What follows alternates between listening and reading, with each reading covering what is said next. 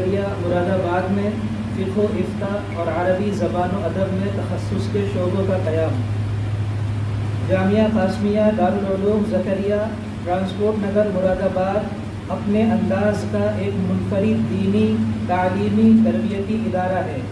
جامعہ کی انتظامیہ کے پیش نظر تعلیم کا معیار بلند رکھنا اور فارغین میں بنیادی دینی علوم حدیث، تفسیر، فقہ اور عربی زبان و ادب میں امتیازی صلاحیت پیدا کرنا اور ان میں عربی زبان لکھنے بولنے کی بھرپور صلاحیت پیدا کرنا، فقہ و افتاء کے میدان میں گہری بصیرت پیدا کرنا اور زندگی میں پیش آنے والے نئے مسائل کو اپنے اکابر و اسلاف کی فہم و فراست، گہری فقہی بصیرت اور ان کے ذوق و رجحان کا خیال رکھتے ہوئے حل کرنے کی کوشش کرنا ہے۔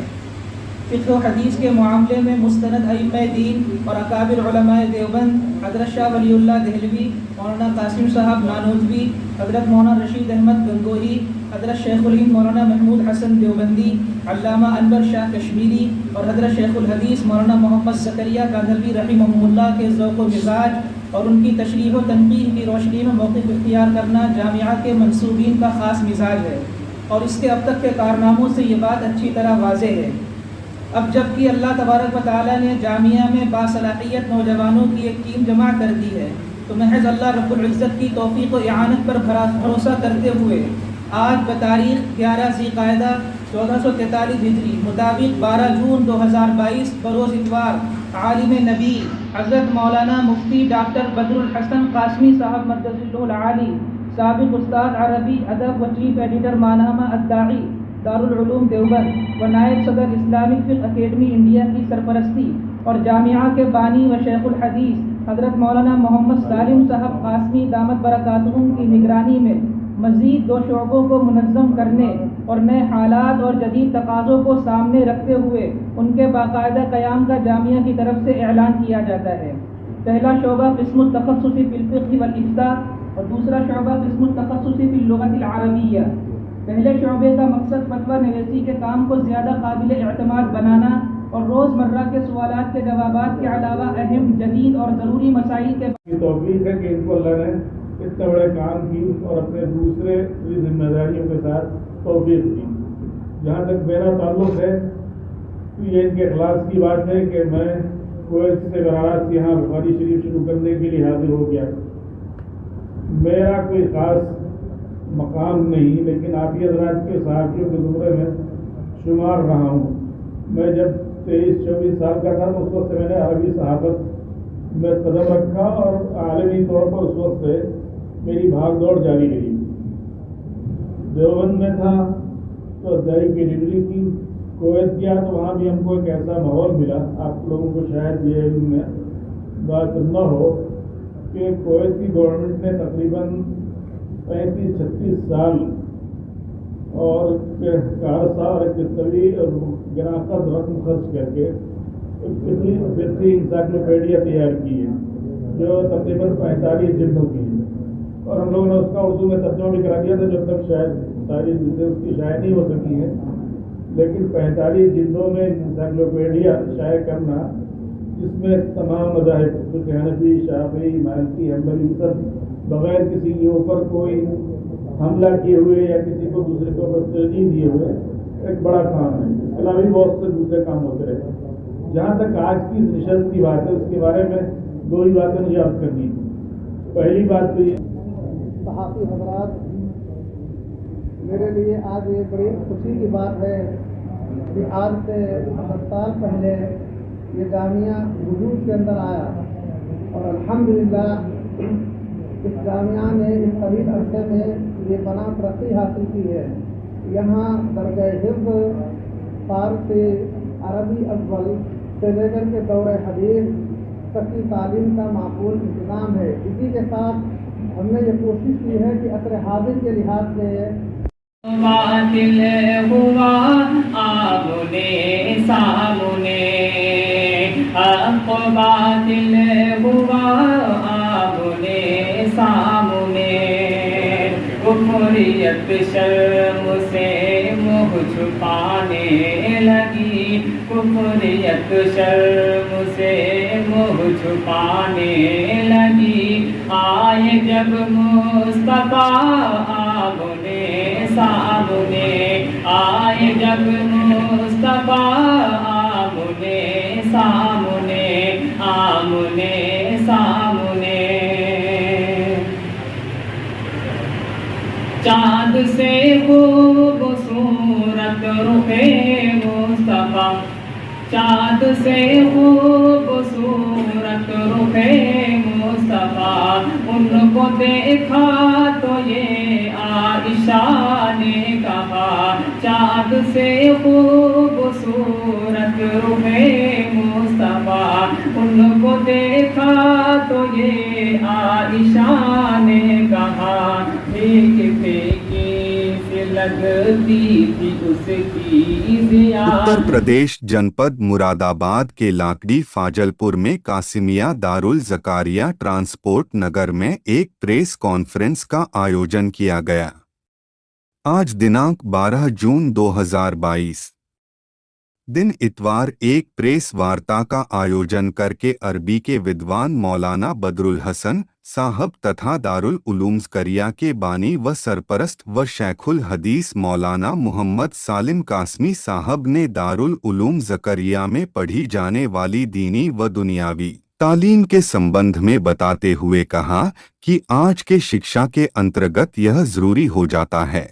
کہ ہم ایسی نئی شکشا نیتی کو اپنائیں جس سے دنیا میں اپنا پیغام پہنچا سکے۔ اس کے لیے اس مدرسے میں عربی کی 2 شاخاؤں کے سنگٹھن اور ان کی نیمت روپ سے استھاپنا کی گھوشنا کی جاتی ہے۔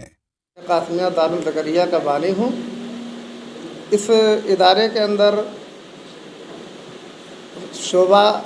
پہلا جو قائم کیا گیا ہے تخصص فی الفقہ والافتاء، یعنی مسئلے مسائل کے اندر مہارت حاصل کرنا،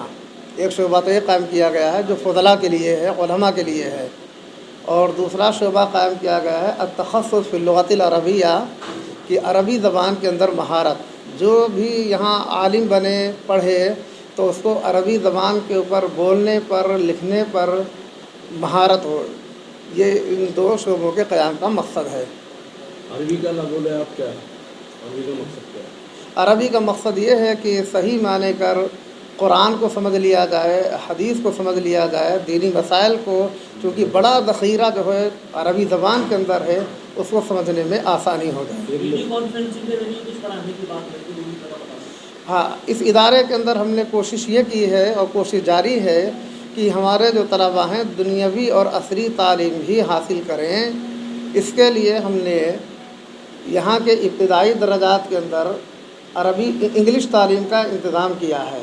اور جو بڑی جماعتوں کے طلباء ہیں ان کے لیے ہم نے مسلم یونیورسٹی علی گڑھ کے پروفیسران حضرات سے وقت لیا ہے، انہوں نے وقت دیا ہے، آن لائن اس کی انگلش میں تعلیم بھی ہوتی ہے۔ ایک مفتی کو اپنی ذمہ داری کس طرح نبھانا چاہیے؟ کیا آپ یووا مفتی بن رہے ہیں، لڑکے بن کے آ رہے ہیں، ان کے لیے کیا پیغام دیں گے؟ ہمارا مفتی کے سلسلے میں یہ پیغام ہے کہ ہر کس و ناکس کو، ہر شخص کو مفتی نہیں بنانا چاہیے۔ اداروں کی یہ ذمہ داری ہے کہ سوچ سمجھ کر کے داخلے لیں، چونکہ ایک بڑا شوق یہ چل پڑا ہے کہ ہم نے 1 سال لگایا اور مفتی بن گئے، یہ بات زیادہ اچھی نہیں ہے، اس سے غلطیاں ہو رہی ہیں، نقصان ہو رہے ہیں۔ لہذا سوچ سمجھ کر کے اس شعبے کے اندر داخلہ دیا جائے، اور جو مفتی بنے اس کو اس بات کی ذمہ داری دی جائے، جیسا کہ ابھی حضرت نے بتایا ہے کہ اگر کوئی نیا مسئلہ آ گیا ہے تو متعدد اور مختلف علماء سے اس کے بارے میں پہلے معلومات کر لی جائیں، رائے آ جائے، پھر اس کو مسئلہ دینا چاہیے۔ اس کے بارے میں بھی کوشش یہ ہو رہی ہے کہ آن لائن مسئلے مسائل کے جو عالمی اکیڈمیاں ہیں، فقہی اکیڈمیاں ہیں، مسئلے مسائل کی اکیڈمیاں ہیں، ان کے ذریعے سے ہمارا رابطہ رہے، اور جو نئے سے نئے مسائل آ رہے ہیں ان کی روشنی میں ان مسائل کو بھی حل کیا جائے۔ ہاں، ان کے لیے بھی انشاءاللہ کوشش کریں گے کہ تعلیم بالغان کے طور پر اگر عربی کی تعلیم حاصل کرنا چاہتے ہیں اس کیا اپیل کرنا چاہیں گے یواؤں سے، ان نوجوانوں سے جو اس ادارے میں پڑھنے آئیں گے یا پھر اس خبر کو دیکھ کے جو دلچسپی رکھیں؟ جو پڑھنے کے لیے آتے ہیں، ظاہر ہے کہ تعلیمی اداروں کا مقصد یہ ہوتا ہے کہ ان کے پاس خام مٹیریل آتا ہے، اس کو تیار کریں، بنائیں، تو وہ جس لائن میں بھی ہوں۔ یہاں ہم نے सुना आपने कि इंग्लिश भी पढ़ने वाले हैं, फ़ारसी पढ़ने वाले भी हैं और अरबी के पढ़ने वाले आम उलमा भी हैं और फतवा वगैरह की लाइन के लिए अपने यहाँ इन्होंने रास्ता खोला है। तो जो जिस लाइन में हो, असल दुनिया में अहमियत उसकी सी होती है उसमें कमाल हासिल करें। किसी भी पेशे का आदमी हो, जब तक उसमें कमाल ना हो उस वक्त तक उसकी कदर कीमत नहीं होती। आजकल आपने देखा होगा कि यूरोप वगैरह में तो ये मैनेजमेंट के लिए और दूसरी चीज़ों के लिए पहले प्लानिंग होती है, तो लोगों के अंदर ये जज्बा कि हम बेहतर, जैसे अच्छा बर्तन मतलूब है मुरादाबाद का, वैसी मौलवी भी अच्छा, मुफ्ती भी अच्छा, हर चीज़ के अंदर अच्छा ही जौहदत जो है ना, ये एक आम चीज़ है कि सब में क्यों होनी चाहिए। मैं रियाज जाता हूँ तो वहाँ यूनिवर्सिटी में ख़ास शोबा बनाया गया इसी के लिए कि हैं तो सभी पढ़ने वाले, लेकिन फ़ारगीन में जो ज़्यादा बाकमाल हो उनको ज़्यादा कमाल की तरफ कैसे ले जाया जाए। तो कोई भी पेशा हो, इल्म हो, ज़ुबान सीखने का मामला हो या कोई फ़नी काम दूसरा आदमी कर रहा हो, तो सब में जितना कमाल हासिल करेगा। हत्ता कि शरीयत भी कहती, मैंने उस दिन यहाँ बच्चों से खिताब करते हुए कहा था कि इन्ना अक्रमकुम इंदल्लाहि अत्क़ाकुम, अल्लाह ताला कहते कि तुम में अल्लाह के यहाँ सबसे ज़्यादा इज़्ज़त वाला वो है कि जो ज़्यादा मुत्तक़ी हो। तो थोड़ा मुत्तक़ी है वो भी अच्छा है, लेकिन जो ज़्यादा मुत्तक़ी वो अल्लाह को मतलूब है। ऐसे आलिम भी जो ज़्यादा बड़ा आलिम है, हर चीज़ में आप तलाश करते हैं ना कि जो कहीं का भी बना हुआ सामान हो उसमें जो क्वालिटी जिसकी अच्छी है वो मतलूब है। तो ये लाइन जो है मौलवियों की, ये तो बड़ी अहम है। ये अगर इनका जो घर से भी ताल्लुक़ है,